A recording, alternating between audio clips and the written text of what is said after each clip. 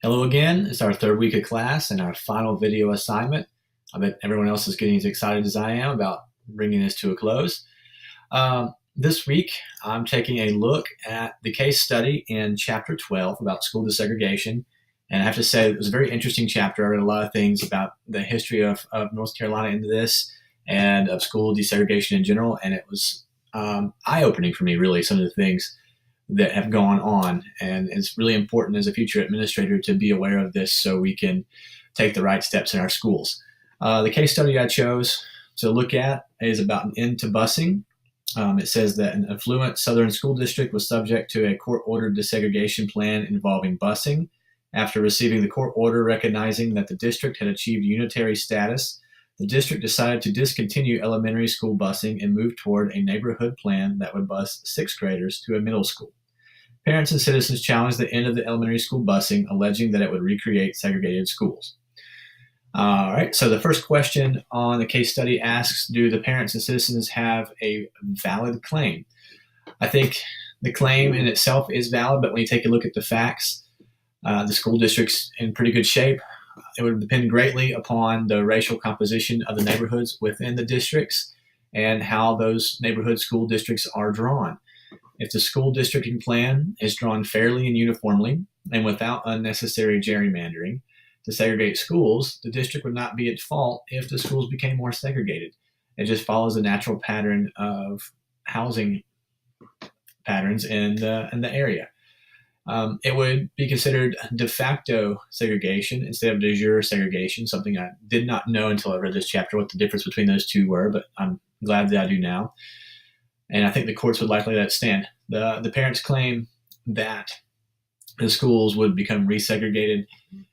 Could seem that way from the outside looking in. It just depends on those districts and how the schools are divided up. Are the district's actions designed to create segregated schools? The actions don't seem to be intentionally taken to create segregated schools. I like that the district is continuing to bus students at a higher grade level, sixth grade and up, to other schools to continue that trend of desegregation. And it shows me a commitment that they're acting in good faith with their unified status that they've achieved. It's been shown that busing long distances is really hard on especially younger students. If elementary school starts at 7 o'clock in the morning and you have to have a kid drive 2 hours or so on their bus route to get to school, that student has to get up at 4 something in the morning and get on the bus at 5 a.m. And that's just not in the best educational interest, especially of a young student.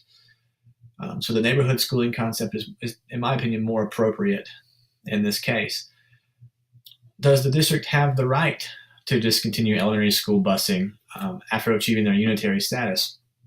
I think that the court case of the Board of Education of Oklahoma City Public Schools versus Dowell provided a great precedent for the district to discontinue busing.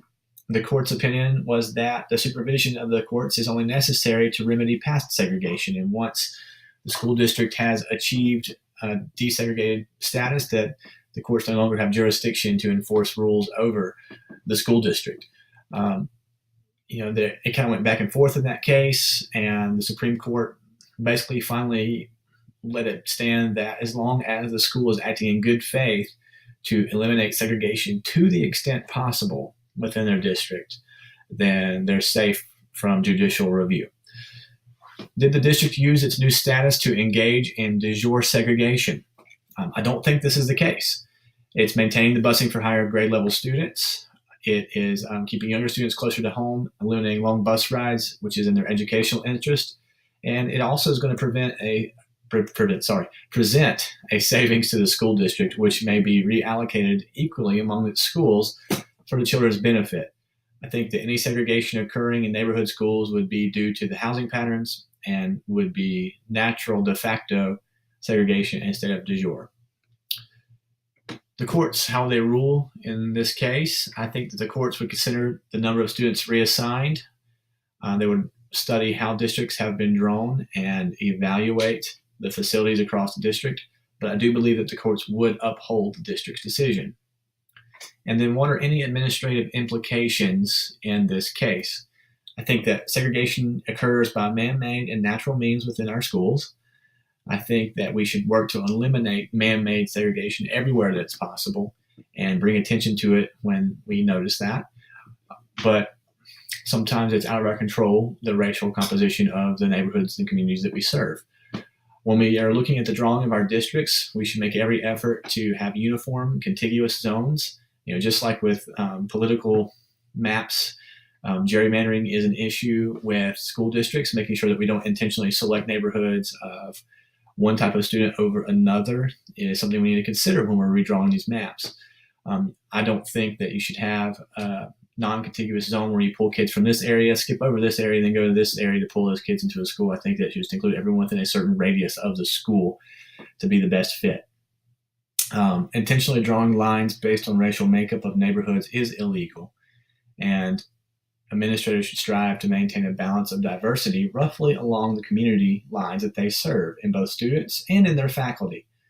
If you work in a district that has a large Hispanic population, let's say 30 or 40%, which is similar to my district, then you'd want to have faculty that represents those students. It's always beneficial for them to see role models of the same race in positions of power and respect so that they can look up to that and strive to be there someday. I think that administrators should incorporate diversity training for the staff and lessons for the students throughout the school year to make them aware of it and so that we're conscious of these things at all times. And it's just really important to remember that we're all humans regardless of our skin color, and we should all be afforded dignity and respect in everything that we do. So hopefully this is a good interpretation of this case study, and I've hit all the high points that need to be considered in making administrative decisions with this. Thank you guys very much, and have a wonderful rest of your week.